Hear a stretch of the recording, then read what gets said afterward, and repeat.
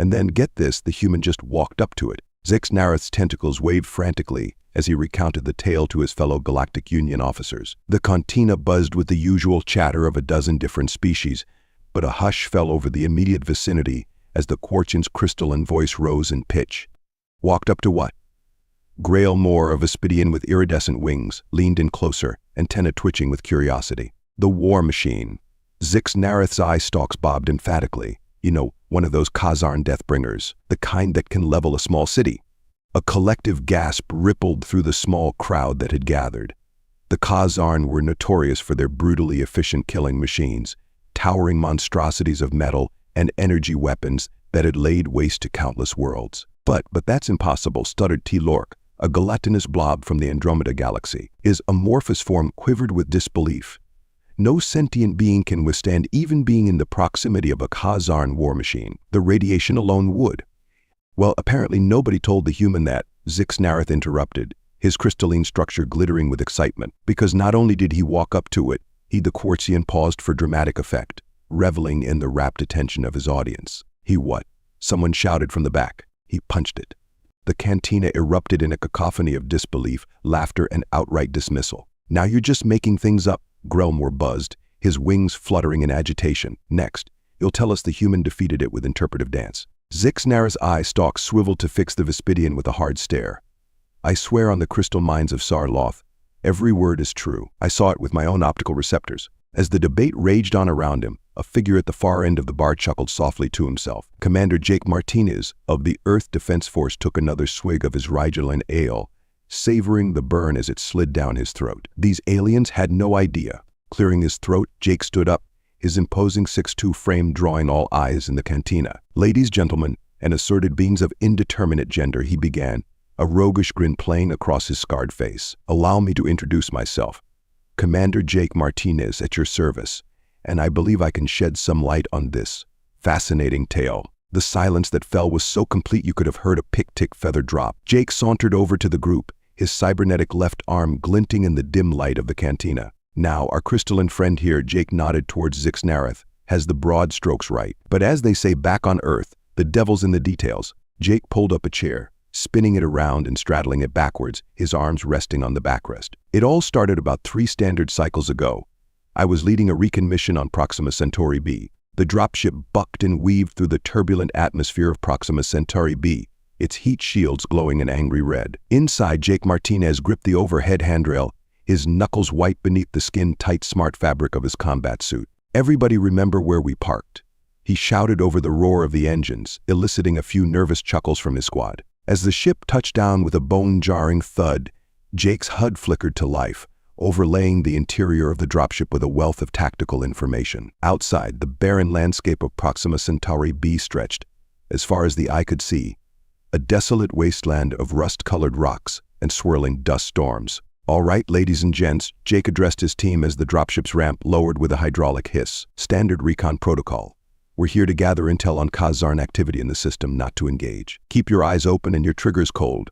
Clear? A chorus of "Clear, sir," echoed through the hold. As they filed out onto the alien world, Jake couldn't shake the feeling that something was off. The intel suggested minimal Kazarn presence in this sector, but years of combat experience had honed his instincts to a razor's edge. They'd barely made it a click from the landing site when all hell broke loose. The ground beneath their feet began to tremble, a low rumble that quickly grew to a deafening roar. Jake's HUD exploded with warnings as massive energy signatures lit up the battlefield. Scatter! Jake bellowed, diving for cover behind a nearby boulder. Not a moment too soon, as the Earth erupted in a geyser of superheated plasma, leaving a smoking crater where he'd been standing seconds before. As the dust settled, Jake's blood ran cold. Looming over the battlefield, its massive form blotting out the dim light of Proxima Centauri, stood a Kazarn war machine. Well, shit, Jake muttered, his mind racing through possible scenarios, each bleaker than the last. The war machine towered at least 30 meters high, its insectoid form bristling with weaponry. Energy crackled along its carapace, and Jake's suit's sensors screamed warnings about the lethal levels of radiation it was emitting. "Command, this is Foxtrot Actual," Jake sub-vocalized into his comms. "We've got a serious problem here. Kazarn presence is significantly higher than expected, requesting immediate evac and orbital support." The response came back garbled with static. "Neg, I Foxtrot A well. Heavy ion, orms in the upper atmo. Here, no orbit, support possible. Evac, 20 minutes. Jake swore colorfully, employing several languages and some creative anatomy. 20 minutes might as well be an eternity with that monstrosity bearing down on them. Sir. It was Corporal Chen, her voice tight with barely controlled panic. Jenkins and Ramirez are pinned down by that thing's plasma caster. They can't move without getting vaporized. Jake peered around the edge of his cover, assessing the situation. Jenkins and Ramirez were indeed trapped, huddled behind the rapidly melting remains of their hover tank. The war machine loomed over them, its weapon systems charging for another salvo. In that moment, Jake made a decision that would later be described as either the bravest or the most insane act in human military history. Quite possibly both. Chen, on my mark, laid down suppressing fire on that bastard's optical sensors. And someone get me the biggest, nastiest EMP grenade we've got. Sir. Chen's voice cracked with disbelief. What are you planning? Jake grinned, a fierce, feral expression that would have given even the most hardened Khazarn warrior pause. I'm going to introduce our oversized friend there to a little thing we humans like to call percussive maintenance. Before anyone could object, Jake burst from cover, sprinting full tilt towards the war machine. Behind him, he heard Chen barking orders, and a moment later the air was filled with the staccato rhythm of pulse rifles. The war machine's head swiveled towards the new threat, its targeting systems momentarily confused by the barrage of fire peppering its sensors. It was all the opening Jake needed. As he closed the distance, time seemed to slow. Jake could hear his heartbeat thundering in his ears, feel the adrenaline surging through his veins. The war machine's plasma caster began to glow, preparing to reduce him to his component atoms. 10 meters. Jake's cybernetic arm whirred as he primed the EMP-X grenade. 5 meters.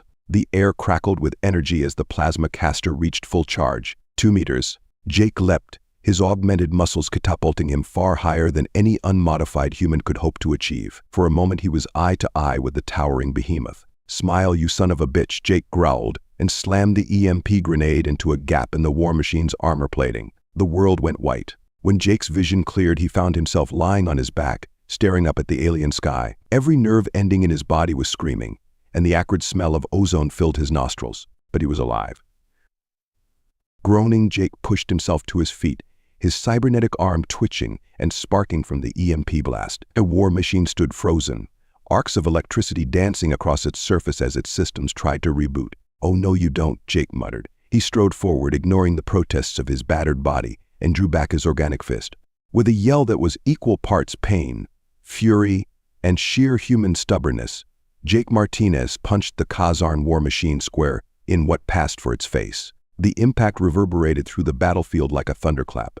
For a moment, nothing happened. Then, with a sound like the world's largest tin can being crushed, the war machine's head caved in. Its legs buckled, and the massive construct toppled backwards, crashing to the ground with an earth-shaking impact. Silence fell over the battlefield, broken only by the pinging of cooling metal and the soft whir of Jake's malfunctioning cybernetic arm. "Holy shit," someone whispered over the comms. Jake wasn't sure if it was one of his team or his own voice. Slowly, the rest of the squad emerged from cover, their expressions a mix of awe and disbelief as they stared at the fallen war machine. "Commander," Chen said, her voice barely above a whisper. "Did you just punch out a Khazarn war machine?" Jake looked down at his hand, the knuckles bloody and already beginning to swell. He flexed his fingers experimentally, wincing at the pain. "Apparently," he said, a note of surprise in his own voice. Then, because sometimes the universe hands you the perfect straight line, he added, "Guess you could say I really knocked some sense into it." The groan that rippled through the squad was music to Jake's ears. Back in the present, the cantina had fallen into a stunned silence as Jake finished his tale. He leaned back in his chair, taking another swig of his ale and savoring the looks of disbelief on the aliens' faces. That's impossible," T-Lork, the gelatinous blob, finally managed to sputter. "The radiation alone should have turned me into a walking nightlight." Jake finished for him, grinning. "Yeah, that's what the doc said too. Apparently us humans are a bit more radiation resistant than your average sentient. Something about our evolutionary history and exposure to background radiation on Earth. Who knew? But the force required to damage a Khazarn war machine." Grelmore buzzed, his wings twitching in agitation. No organic being could generate that kind of power. Jake's grin widened. "You'd be surprised what the human body is capable of when you pump it full of adrenaline and experimental combat stims." Plus, he flexed his organic arm, the muscles rippling beneath his uniform. "We Deathworlders tend to pack a bit more punch than your average spacefaring species." Zixnar's eye stalk swiveled between Jake and the rest of the group. "See? I told you it was true." "Hold on now," Jake said, holding up a hand. "Our crystalline friend here might have seen what happened, but he's missing some crucial context. That war machine, it wasn't at full power when I took it down." A ripple of confusion passed through the gathered aliens. "You see," Jake continued, leaning in conspiratorially, "that EMP grenade I used, it didn't just scramble the machine's systems. It also disrupted the energy field that usually protects these things. So when I punched it, I wasn't just hitting metal. I was hitting a very precisely engineered weak point." They paused, letting that sink in. "Don't get me wrong, it still hurt like hell. But I didn't just walk up and deck a fully operational war machine.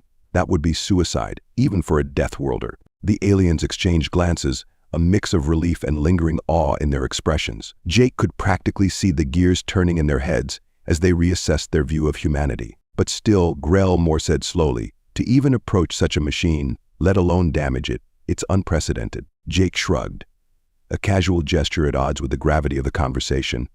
"That's kind of our thing, you know, doing the unprecedented. It's how we survived on Earth, and it's how we're making our mark out here in the galaxy." He stood up, stretching muscles that still ached from time to time when he remembered that day on Proxima Centauri b. "Look, I'm not saying humans are invincible. We're not. We bleed, we break, we die just like any other Spike-and-H species. But what makes us dangerous, what makes us Deathworlders, is that we never, ever give up." Jake's eyes swept across the gathered aliens, his expression suddenly serious. "We come from a world that tried to kill us every single day of our evolution. Predators, diseases, natural disasters, you name it, we've survived it. And that's given us something that a lot of species out here in the galaxy don't have. The absolute conviction that no matter how bad things get, there's always a way to fight back." He tapped his temple with his cybernetic finger. "Our greatest weapon isn't our strength, or our tech, or even our stubborn refusal to lay down and die. It's this, our minds. Our ability to analyze a situation, find the weak points, and exploit them, even if it means doing something as crazy as punching a war machine." The cantina had fallen silent again, but this time it was a silence filled with contemplation rather than disbelief. Jake could see the dawning realization in their eyes, the understanding that humanity wasn't just another spacefaring race, but something altogether different, something that could change the balance of power in the galaxy. "And so the next time you hear a story about a human doing something impossible," Jake said, his voice low but carrying to every corner of the room, "don't dismiss it out of hand. Ask yourself, what did they see that no one else did? What solution did they find that no one else thought to look for?" He raised his glass in a toast, "Because that, my friends, is the true power of humanity. Not our fists, but our minds. And trust me, we're just getting started." As Jake drained the last of his ale, he couldn't help but smile at the looks of mingled fear and admiration on the aliens' faces. It was an expression he'd seen more and more often lately, as humanity made its presence known across the stars. They were right to be a little afraid, he mused. Humanity was a force to be reckoned with, no doubt about it. But fear wasn't the whole story, because along with that wariness came a grudging respect, and even a hint of excitement. After all, the galaxy was a big, dangerous place, and having a species around that specialized in doing the impossible, well, that just might come in handy someday. As Jake made his way out of the cantina, he overheard snippets of conversation starting up behind him. Debates about human physiology, speculation about Earth's environment, and more than a few awed retellings of his story. He chuckled to himself. If they thought punching out a war machine was impressive, just wait until they heard about some of humanity's other exploits. The Void Kraken incident, for instance, or the Great Dyson Sphere heist. But those, Jake decided as he stepped out into the bustling spaceport, were stories for another day. For now, he had a mission briefing to attend. After all, the galaxy wasn't going to save itself, and if that meant occasionally punching something much bigger than himself, well, that was just another day at the office for a human Deathworlder. As Jake made his way through the crowded spaceport, his mind drifted back to the faces in the cantina. The awe, the fear, the dawning realization of what humanity truly represented in the grand scheme of the galaxy. It was a look he'd seen countless times since humans had burst onto the interstellar scene, and it never failed to give him a little thrill. But with that thrill came responsibility. Jake knew all too well that humanity's reputation as unstoppable badasses was both a blessing and a curse. Sure, it kept a lot of potential enemies at bay, but it also painted a target on their backs. Every up-and-coming species with something to prove, every ancient civilization feeling threatened by the new kids on the block, they all saw humanity as the ultimate challenge. Jake's comm unit buzzed, pulling him from his thoughts. He tapped his earpiece, and Admiral Chen's voice filled his ear. "Martinez, where the hell are you? The briefing started 5 minutes ago." Jake winced. He'd lost track of time in the cantina, "On my way, Admiral." God held up, spreading the good word about humanity's greatness. He could practically hear Chen's eye roll. "Save the PR for the diplomats, Martinez. We've got bigger fish to fry." "How big are we talking?" Jake asked, picking up his pace. "Tuna big or Voidkraken big?" There was a pause on the other end of the line. When Chen spoke again, her voice was grim. "Remember that war machine you took down on Proxima Centauri B?" Jake's blood ran cold. "Yeah? Turns out it was just the tip of the iceberg. We've detected a massive Kazarn fleet massing at the edge of the system, and this time they're not sending the B team." Jake swore under his breath. The war machine he'd faced had been bad enough. A full invasion fleet, that was the stuff of nightmares. "I'll be there in 2 minutes," he said, breaking into a run. "Make it 1. Chen replied and cut the connection. As Jake sprinted through the spaceport, dodging startled aliens and leaping over luggage, his mind was already racing through scenarios. The Kazarn were tough, no doubt about it. But they'd never faced humanity en masse before, and if there was one thing Jake knew, it was that you should never underestimate a human with their back against the wall. He burst into the briefing room, slightly out of breath, to find it packed with the top brass of the Earth Defense Force. Admiral Chen shot him a glare that could have melted steel. But Jake just flashed her his most disarming grin as he slid into his seat. "Nice of you to join us, Commander," Chen said dryly. "Now, as I was saying, the situation is critical. The Kazarn fleet outnumbers us 10-1. And their technology is at least a generation ahead of ours in most areas." Holoprojectors hummed to life, filling the room with a 3D map of the star system. Red dots representing the Kazarn ships swarmed at the edges, while a pitiful handful of blue dots clustered around Earth and its colonies. "Conventional wisdom says we don't stand a chance," Ken continued. "But conventional wisdom hasn't met humanity yet." As she turned to Jake. "Commander Martinez, you've had more direct experience with Kazarn tech than anyone else in this room. What can you tell us about their weaknesses?" Jake stood, his cybernetic arm whirring softly as he gestured at the holographic display. "Their biggest strength is also their Achilles heel," he began. "The Kazarn rely heavily on energy field technology for defense, for weapons, hell, even for propulsion. It's incredibly advanced stuff, light years ahead of what we can produce." He paused, a sly grin spreading across his face. "But you know what they say about putting all your eggs in one basket. If we can disrupt those energy fields, we can turn their own tech against them," Chen finished, a predatory gleam in her eye. "Exactly," Jake nodded. "The EMP grenade I used on that war machine was just a proof of concept. Imagine if we could scale that up, create a weapon that could knock out the energy fields of an entire fleet." The room erupted in excited chatter. Jake could see the hope kindling in the eyes of his fellow officers. It wasn't much, but it was a start. A crack in the seemingly impenetrable armor of the Kazarn threat. Admiral Chen raised a hand, silencing the room. "It's a good idea, Martinez, but we don't have time to develop and test a new superweapon. The Kazarn will be here in less than 72 hours. Jake's grin didn't falter. "With all due respect, Admiral, who said anything about developing a new weapon?" He strode to the holodisplay, manipulating it with practiced ease. The view zoomed in on Earth, then further, until they were looking at a familiar sight. The old International Space Station, long since decommissioned and replaced by more advanced orbital habitats. "Ladies and gentlemen," Jake said, his voice filled with the kind of crazy confidence that had become humanity's trademark, "allow me to introduce you to the biggest EMP generator in human history." The room fell silent as the implication sank in. It was Admiral Chen who finally broke the silence. "You want to turn the ISS into a weapon?" she asked, her voice a mix of disbelief and grudging admiration. Jake nodded. "It's perfect. The station's already in a stable orbit. It's got the size and the power systems we need. And best of all, the Kazarn won't see it as a threat. To them, it'll look like a quaint relic of humanity's early space age." He turned to face the room, his eyes blazing with determination. "We've got 72 hours to turn a museum piece into the galaxy's biggest bug zapper. It's insane, it's unprecedented, and it just might save the human race." His gaze swept across the assembled officers. "Who's with me?"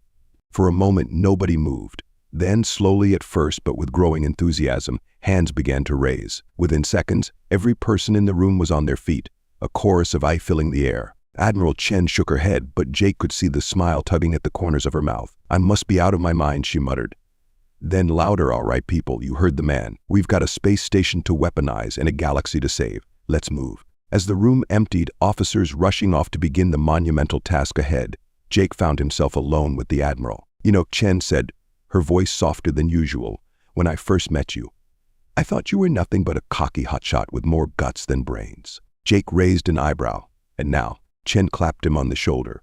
Now I think you might be the crazy bastard who saves us all. She paused, her expression growing serious. But Jake, if this doesn't work, it'll work, Jake said with a conviction he didn't entirely feel. Chen nodded. It better. Because if it doesn't, there won't be a human left alive to second-guess your plan.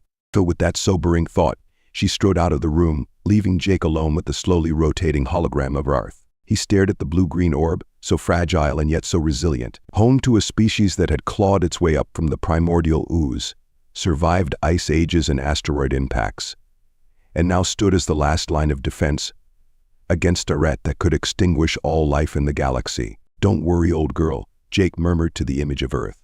We're not done yet, not by a long shot. With a deep breath, he squared his shoulders and marched out of the briefing room. He had a space station to turn into a super weapon, a fleet of alien invaders to outsmart, and a planet to save. Just another day in the life of a human Deathworlder.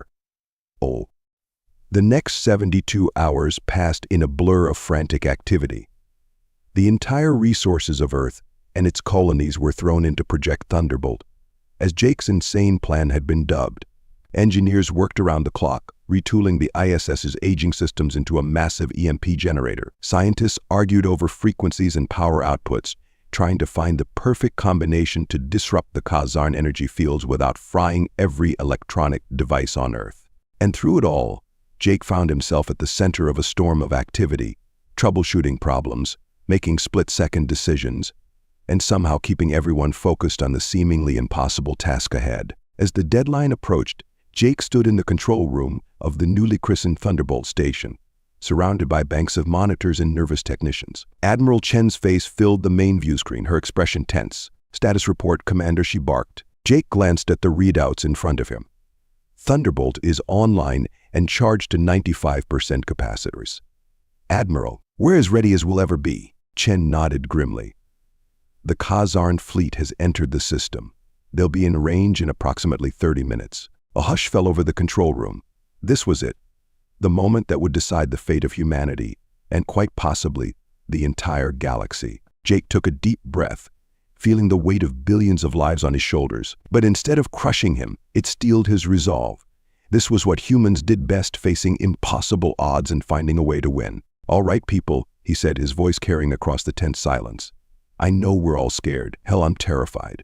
But remember why we're here. Remember what we're fighting for. He gestured to a small view screen showing a live feed of Earth.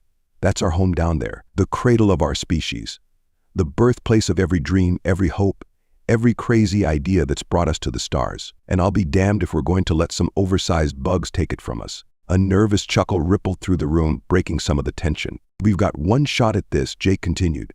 One chance to show the Kazarn and every other species out there what happens when you back a human into a corner. So let's make it count. Let's show them why you should never, ever underestimate a Deathworlder. Cheer went up from the technicians, fear giving way to determination. Jake grinned, feeling the familiar surge of pre-battle adrenaline. Admiral, he said, turning back to the main screen, we're ready on your command. Chen nodded, her eyes glinting with fierce pride. Give him hell, Martinez. The next 30 minutes felt like an eternity. Jake watched on the tactical displays as the Kazarn fleet approached, their ships arranged in perfect formation. It was beautiful in a terrifying sort of way. They're entering optimal range, a technician called out. Jake took a deep breath. Initiate Thunderbolt sequence. The control room sprang into action, fingers flying over keyboards as final adjustments were made. Energy buildup at 100%, another tech reported.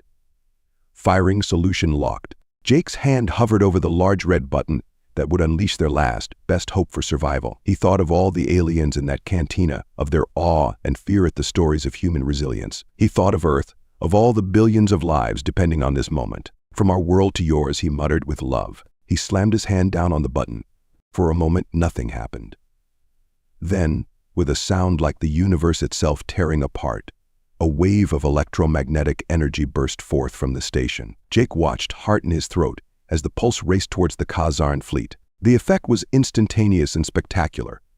As the EMP wave washed over the alien armada, ship after ship went dark. Energy fields flickered and died. Weapon systems sputtered and failed.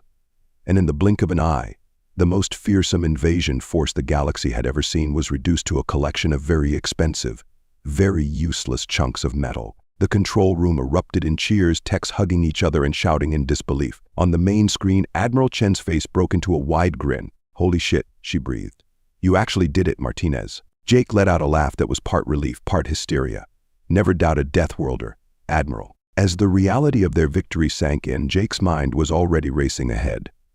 The Kazarn threat had been neutralized, but this was just the beginning. Humanity had proven itself on the galactic stage in a way that no one could ignore. There would be consequences, of course.